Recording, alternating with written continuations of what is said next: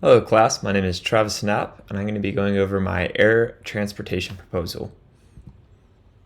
So this will be the conclusion of this series, and I'm going to just start by going over my proposal objectives and then at the end working towards my final recommendation to the COO and the company. So my proposal objectives are: determine if a switch to on-demand travel is a viable way to increase company productivity and cost savings. The second one is select the best travel methods and operational structure for the on-demand travel options, and then choose the most cost-effective and efficient aircraft that meets the company's need, and then analyze the cost by being served by an on-demand option.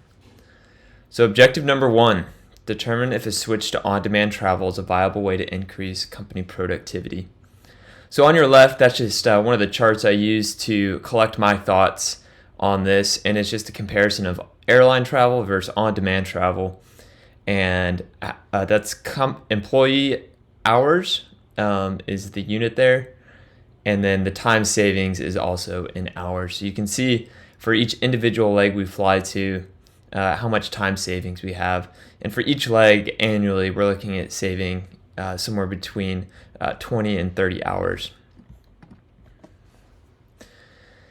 In addition to this time savings, the employees no longer will have to do overnights because we own the aircraft, so we can fly back as late as we want to and have everybody home and to their families after their last day of work on the job site. We reduce 3,284 employee travel hours down to 250 travel hours. The company schedules its own departures, so we don't have to try to work around airline schedules. We can get there exactly when we need to and be on the job site in a much more tighter window, and it just saves inefficiency. And then we can also fly to more destinations. Airlines only fly to larger cities, so we can get our employees into these places closer to the job sites. And as we add job sites, that's going to become even more important. And lastly, just my conclusion, on-demand travel is a viable way to greatly increase company productivity and cost savings. All right, so moving on to objective 2 here. Selecting the best method and operational structure for on-demand travel options. Bottom line up front here is Part 91 travel with an in-house flight department is the simplest and most flexible option available to the company. You can read through those other bullet points, but essentially, if we go this route, we can only use the aircraft for company operations, and we won't be able to use it for things like executives using it for vacation. However, I do think that our utilization time will be pretty high for this aircraft, and those probably weren't going to be options that were available anyway. All right, objective 3. Was to choose the most cost-effective and efficient aircraft to meet the company's needs.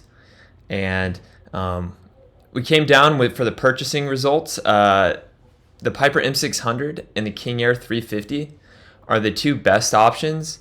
However, the M600 is going to be our budget option. It's going to leave a smaller carbon footprint, and it's only going to carry the amount of people that we need. It's got 4 seats in the back, so we would not be able to expand or bring extra people.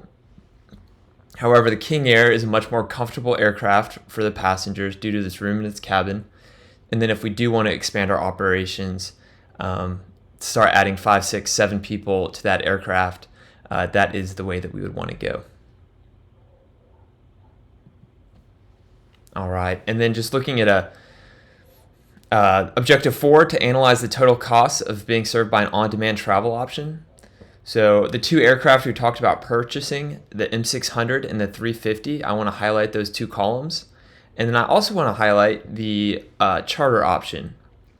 So the most important number here is the yearly cost. So the Piper M600 being $490,000 a year to operate, and then the King Air being closer to $1 million. Now the interesting part of this equation is the charter option of a PC-12, which is slightly bigger and faster than M600.